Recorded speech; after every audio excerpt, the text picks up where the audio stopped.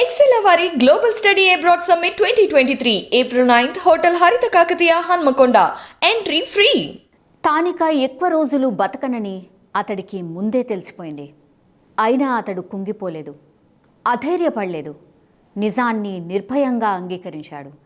చావుని ముందే ఊహించిన అతడు భార్యకు విడాకులు కూడా ఇచ్చేశాడు. ముందస్తు ఏర్పాట్లతో మృత్యువుని సంతోషంగా ఆహ్వానించాడు. ఇది డాక్టర్ హర్షవర్ధన్ ట్రాజెడీ స్టోరీ. ఆయన గాథ ప్రతి ఒక్కరిని ఇప్పుడు కంటతడి పెట్టిస్తోంది.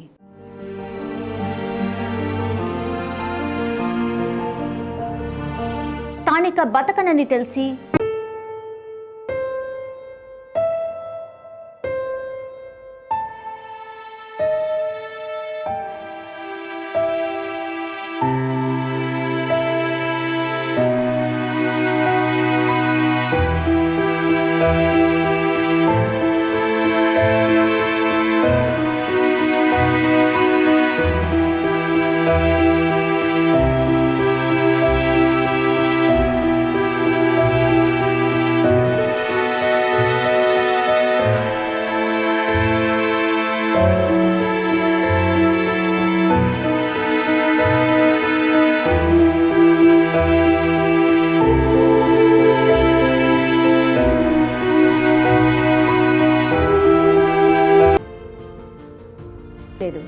చనిపోతానని తెలిసినా మనోనిబ్బరం కోల్పోలేదు. మరణాన్ని ధైర్యంగా ఆహ్వానించాడు. చేతికి అంది వచ్చిన కన్న కొడుకు ఇక బతకడని తెలిసి తల్లడిల్లిన తల్లిదండ్రులను ఓదార్చాడు. కుంగిపోతున్న కుటుంబ సభ్యులకు ధైర్యాన్ని చెప్పాడు. చివరికి విదేశాల్లో తనువు చాలించి అందర్నీ విషాదంలోకి నెట్టేశాడు. ముందుగానే తన మరణాన్ని పసిగట్టి స్వదేశంపై ఉన్న మమకారాన్ని చంపుకోలేక తన మృతదేహం భారత్కు చేరేలా ముందస్తు ఏర్పాట్లు చేసుకున్నాడు. సొంత ఊరిలో తన ఆత్మ అనంత వాయువుల్లో కలిసేలా చేసుకున్నాడు. ఖమ్మం శ్రీనివాస్ నగర్కి చెందిన ఏపూరి రామారావు ప్రమీల దంపతుల పెద్ద కుమారుడే హర్షవర్ధన్. బి ఫార్మసీ చేసిన తర్వాత ఉన్నత చదువులకు 2013లో ఆస్ట్రేలియా వెళ్ళాడు. బ్రిస్బెయిన్లోని యూనివర్సిటీలో హెల్త్ మేనేజ్మెంట్, జనరల్ మెడిసిన్ పూర్తి చేశాడు. ఆ తర్వాత క్వీన్స్లాండ్లోని ఓ ప్రైవేట్ ఆసుపత్రిలో డాక్టర్గా జాయిన్ అయ్యాడు. 2020 ఫిబ్రవరి 20న ఖమ్మం వచ్చి పెళ్లి చేసుకున్నాడు. వీసా వచ్చాక భార్యను తీసుకువెళ్తానని చెప్పి అదే నెల 29న తిరిగి ఆస్ట్రేలియా వెళ్ళిపోయాడు. 2020 అక్టోబర్లో వ్యాయామం చేస్తూ దగ్గు, ఆయాసంతో బాధపడ్డాడు. వెంటనే మెడికల్ టెస్టులు చేయించుకున్నాడు. రిపోర్ట్స్లో షాకింగ్ విషయాలు. ఊపిరితిత్తుల క్యాన్సర్ సోకినట్టు నిర్ధారణ అయిపోయింది. విషయం తెలిసిన తల్లిదండ్రులు, కుటుంబ సభ్యులు ఇంటికి తిరిగి రావాలని హర్షవర్ధన్ను వేడుకున్నారు. అయితే వారికి ధైర్యం చెప్పిన హర్షవర్ధన్ ఆస్ట్రేలియాలోనే మంచి చికిత్స దొరుకుతుందని, కంగారు పడొద్దని ధైర్యం చెప్పాడు. క్యాన్సర్ ముదరడంతో ఇక చావు తప్పదని తెలిసిన హర్షవర్ధన్ ముందుగా భార్యకు విడాకులిచ్చాడు. మరో పెళ్లి చేసుకోమన్నాడు. జీవితంలో ఆమె స్థిరపడేందుకు సాయం కూడా చేశాడు. క్యాన్సర్కు చికిత్స తీసుకోగా వ్యాధి నయమైనట్టు డాక్టర్లు చెప్పడంతో బతుకుతానని సంతోషించాడు కూడా. 2022 సెప్టెంబర్లో ఖమ్మం వచ్చాడు. 15 రోజులు చాలా ఆనందంగా గడిపి తిరిగి ఆస్ట్రేలియా వెళ్ళిపోయాడు. అయితే లంగ్ క్యాన్సర్ తిరగబెట్టేసింది. ఈసారి మాత్రం అది చికిత్సకు లొంగదని, మరణం తప్పదని డాక్టర్లు నిర్ధారించేశారు. ఇక మిగిలింది కొన్ని రోజులే అని డాక్టర్లు తేల్చేసినా హర్షవర్ధన్ ఆందోళన చెందలేదు. కుటుంబ సభ్యులు, బంధువులు, స్నేహితులకు ఫోన్ చేసి విషయం చెప్పాడు. తల్లిదండ్రులు జీవితమంతా సుఖంగా బతికేలా ఏర్పాట్లు కూడా చేశాడు. ఆఖరికి తాను చనిపోయాక ఆస్ట్రేలియా నుంచి తన మృతదేహాన్ని తీసుకువెళ్లడానికి కూడా తల్లిదండ్రులు ఎలాంటి ఇబ్బంది పడకుండా ముందస్తు జాగ్రత్తలు కూడా తీసుకున్నాడు. ఈ క్రమంలో గత నెల 24న హర్షవర్ధన్ మృతి చెందాడు. ముందుగా ఏర్పాట్లు చేసుకోవడంతో బుధవారం ఉదయం ఖమ్మంలోని హర్షవర్ధన్ ఇంటికి అతని మృతదేహం చేరుకుంది. బంధుమిత్రుల అశ్రునయనాల మధ్య అంత్యక్రియలు కూడా ముగిశాయి. హర్షవర్ధన్ ట్రాజెడీ స్టోరీ ప్రతి ఒక్కరిని కంటతడి పెట్టిస్తోంది.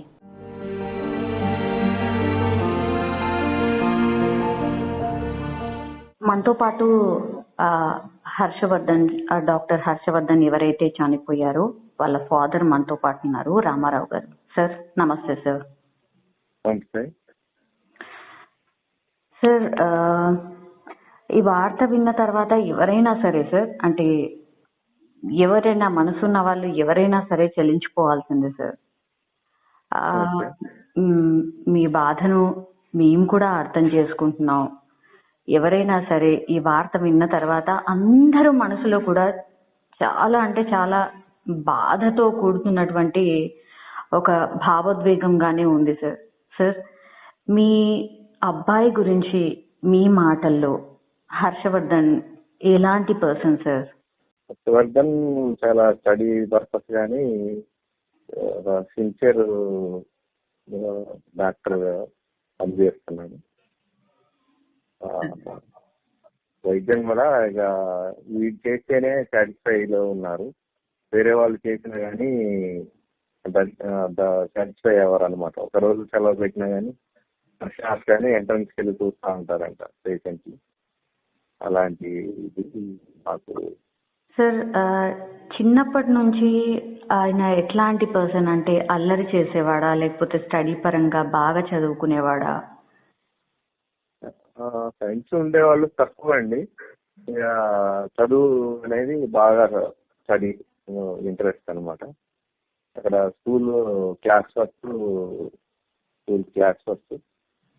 School first study. అచ్చా, ఆయన గోల్ ఏముండేది సార్ ఎక్కువ? అంటే చిన్నప్పటి నుంచి కూడా నాకు ఇది కావాలని ఉంది అని ఏమనుకునేవారు హర్షవర్ధన్? గోల్ ఏం లేదు, ఇక ఏదైనా ఒకటి మంచి పొజిషన్ లోకి వెళ్ళిపోవాలని గోల్ ఉందన్నమాట. బీడీఎస్ కూడా వచ్చింది, చేయను అన్నాడు. ఎంబీబీఎస్ రాలేదు. ఇక అది తీసుకుని కాబట్టి అప్పుడు బీటెక్ చేసే పరిస్థితి లేదు. ఇప్పుడైతే పాజిటివ్ ఉంది కానీ అప్పుడు లేదు అట్లా. బీడీఎస్ వచ్చింది తిరుపతి కాలేజ్, గవర్నమెంట్ కాలేజ్. అయితే చేయను అన్నాడు. బీ ఫార్మసీ చేస్తాను, ఫార్మసీకి బాగుంది యూఎస్ లో అని చెప్పి టీకేఆర్ కాలేజీలో ఫార్మసీ చేశారండి. ఆ తర్వాత ఫార్మసీ చేశాక వీసా అప్లై చేస్తే యూఎస్కి రాలేదు. అక్కడ వేరే ఫర్దర్ స్టడీకి వెళ్ళాలి. యూఎస్ వీసా రాలేదు. అయితే మళ్ళా రెండోసారి అప్లై చేయకుండా వాళ్ళ ఫ్రెండ్ ఎవరో ఉండి ఆస్ట్రేలియా తీసుకున్నాను, ఆస్ట్రేలియా వెళ్తున్నా, నువ్వు కూడా అది ట్రై అంటే వీడు ఆస్ట్రేలియా వచ్చింది వీసా. గిర్ఫిత్ యూనివర్సిటీలో హెల్త్ అండ్ మేనేజ్మెంట్ కోర్స్ చేశాడు. ఆ తర్వాత జనరల్ మెడిసిన్ అండి పీజీ చేశాడు.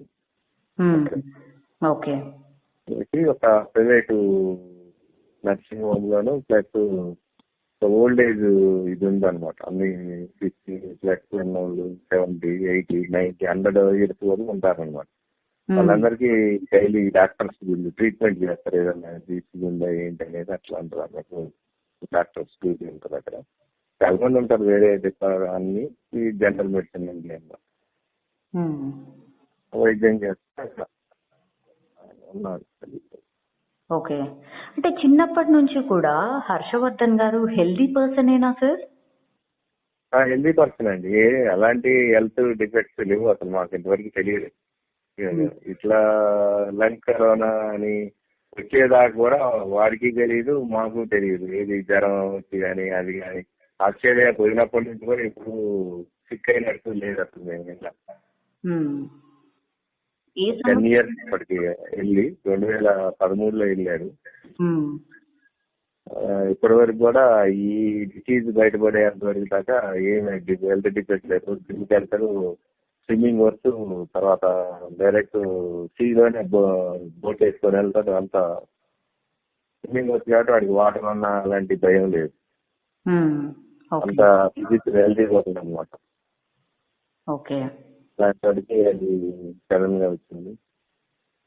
ఓకే, ఇప్పుడు హర్షవర్ధన్ కి అంటే ఏ స్టేజ్ లో తెలిసింది సార్ అంటే ఇట్లా ఉంది అనేసి? అసలు ఏం జరిగింది? అది 2020 అక్టోబర్లో 3rd week లో కాఫ్ వస్తుంటే అది చెక్ చేస్తే లంగ్ క్యాన్సర్ అని చెప్పి 3rd stage అని చెప్పారు.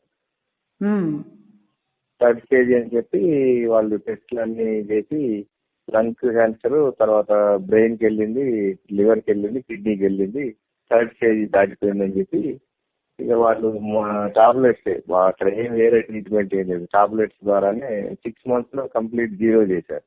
3 months అది చేస్తే 50% తగ్గిపోయింది అన్నారు. తర్వాత మళ్ళా స్కాన్ చేసి ఒక 6 నెలల తర్వాత చూస్తే కంప్లీట్ జీరో అనమాట. మంచిగా ఉన్నాడు, హెల్తీగా ఉన్నాడు, అసలు మనిషి ఏమి చేంజ్ ఏం కాలేదు కూడా ఆ టాబ్లెట్స్ వేసుకున్నా కానీ. కొంచెం వేడిగా ఉండేదంట అంతే, అంతే తప్ప ఏం ఉండేది కాదు. ఇప్పుడు 6 నెలల్లో కంప్లీట్ క్యూర్ చేశారు. జీరో ఉన్నది సడన్ గా మొన్న 2 months బ్యాక్ వచ్చింది, సడన్ గా 4th స్టేజ్ వచ్చింది. మళ్ళీ సేమ్ వచ్చేసి మళ్ళీ కిడ్నీకి వెళ్ళింది, లివర్కి వెళ్ళింది, బ్రెయిన్కి వెళ్ళింది. 4th స్టేజ్ అన్నారు. 4th స్టేజ్ అని రేడియేషన్ చేయాలని చేశారు. రేడియేషన్ చేస్తే రేడియేషన్ కూడా ఏం పని చేయలేదు, రేడియేషన్ పని చేయలేదు. ఆ తర్వాత ట్యూమో ఇయ్యాలన్నారు. ట్యూమో ఒకటి చేశారు. రెండోది చేయకుంటే కష్టం, ఒక 1 week అన్నా అని చెప్పి 2 weeks కన్నా ఎక్కువ ఉండరు, కష్టం అని చెప్పేసి వాళ్ళు అనౌన్స్ చేశారండి.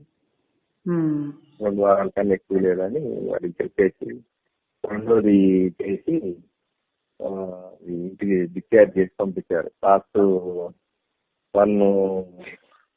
1 week ఫ్రీగా ఉంచుతారంట. అతను పేషెంట్ ఎట్లా అంటే అట్లా ఎంజాయ్గా ఉండొచ్చు అట్లా వాళ్ళు పంపిస్తే ఇంటి దగ్గరే ఉన్నాడు. ఓకే, మీ దగ్గరికి రావాలని కోరలేదా సార్? ఇండియాకి రాలేదా? మా దగ్గరికి వాడు ఆ సిచ్యువేషన్ లో రాలేని పరిస్థితి, నేను రాను, మరి మేము వస్తామని చెప్పినా కానీ నన్ను చూసి మీరు ఏమన్నా అయ్యి మాకు ఏమన్నా అయితే మేము అక్కడ ఇబ్బంది పడతాము ఉద్దేశంతో మమ్మల్ని అసలు వద్దన్నాడు. వాడు వస్తే మళ్ళీ మేము బాధపడి మమ్మల్ని ఇబ్బంది పెట్టినట్టు అయితే అని చెప్పేసి వాడు అక్కడే ఉన్నాడు. ట్రీట్మెంట్ అక్కడ నడుస్తుంది కదా. మేము ఎంత బతిలాడిన తర్వాత వాళ్ళ ఫ్రెండ్స్, కొలీగ్స్ వాళ్ళు కూడా స్పెషల్ ఫ్లైట్ లో తీసుకెళ్తామన్నా కానీ నో అని చెప్పారు. అక్కడ నుంచి ఓన్లీ బెడ్ బాయే మా తల్లిదండ్రులకు చేరాల శంషాబాద్ ఎయిర్పోర్ట్ లో బాక్స్ తీయటమే తప్ప అంతప్పటిదాకా నేను వెళ్తా ఉండలేదు. రోజు వీడియో కాల్లో మాట్లాడుతున్నా. అంత ముందు రోజు చేసిన క్లినిక్ కి వెళ్ళాడు.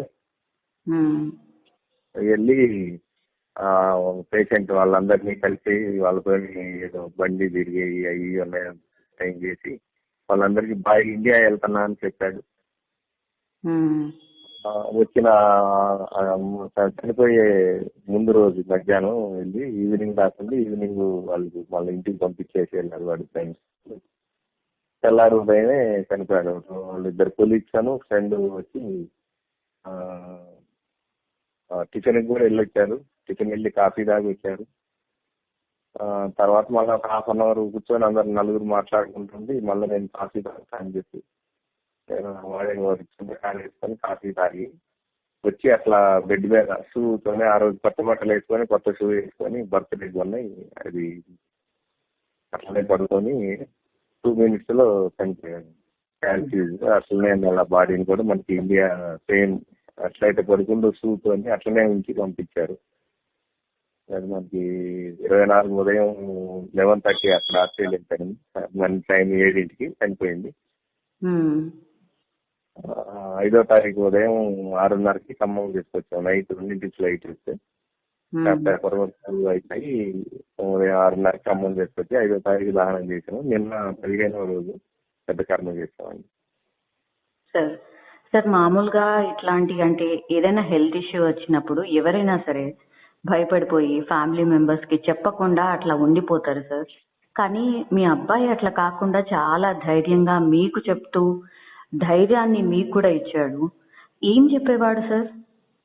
మీరు ధైర్యంగా ఉండాలా, భూమి మీద నూకలు ఉన్నంత కాలం ఉంటాం మమ్మీ, మరి నా పని అయిపోయింది, మీకు ఏం చేయలేకపోతున్నా, మీకు అన్యాయం చేసి నేను వెళ్తున్నా, నేను ఉండి మిమ్మల్ని చూసుకోవాల్సిన పరిస్థితి లేకుండా మిమ్మల్ని చూసుకోకుండా నేను మీకు అన్యాయం చేసి నేను వెళ్తున్నాను అని చెప్పి బాధపడి ఏడ్చాడు అనమాట లాస్ట్ డేస్.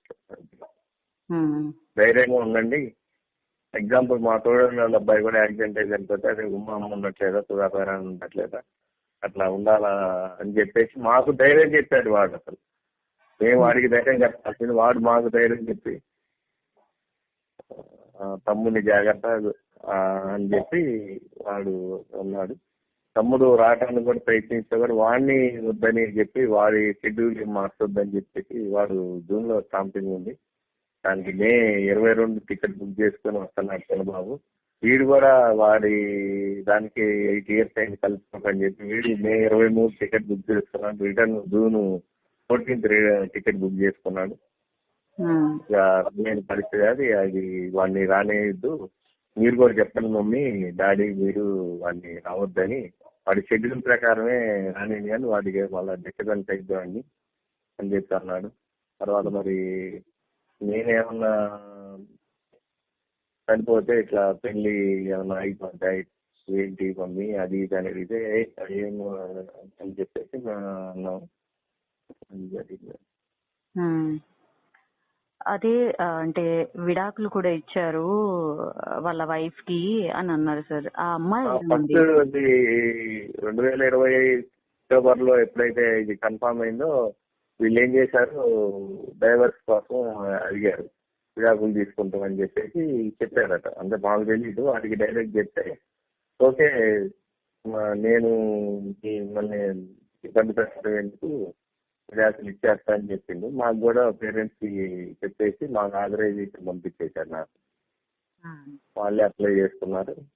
అడిగారు మమ్మీ ఇచ్చేద్దాం అంటే మనం వాళ్ళని చేయటం ఎందుకని చెప్పి వాడు డైవర్స్ కి ఫ్రెండ్లీ డైవర్స్ కి వేసి వాళ్ళు వేస్తున్నారు.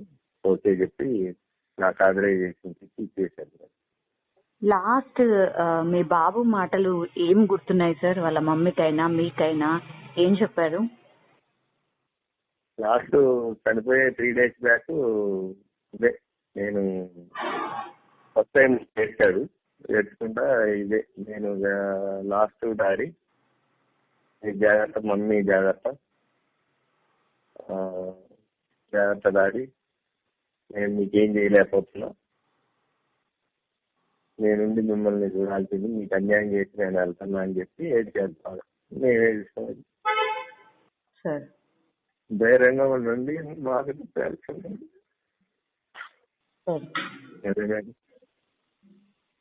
కానీ నిజంగా సార్ అంటే ఆ స్టోరీ ఎవరైనా సరే విన్న తర్వాత ఎంత ధైర్యంగా ఉన్నాడు మీ బాబు అనిపించింది సార్. అంటే అంత ఆయన బాధపడుతూ కూడా మీకు ధైర్యాన్ని ఇచ్చాడు చూసారా, అది చాలా గ్రేట్ సార్. అంటే ఎవరికి అంత ధైర్యం ఉండదు నిజంగా. అంటే ఈ మూమెంట్ లో అసలు మాట్లాడించడం కూడా బాధగానే ఉంది. కానీ ఈ స్టోరీ విన్న తర్వాత హర్షవర్ధన్ ఇంత ధైర్యంగా అందరికీ చెప్తూ అంటే బాధపడుతూ కూడా ఆయన వెళ్ళిపోవడం అనేది నిజంగా చాలా బాధాకరం సార్. సార్ సార్ నమస్తే సార్.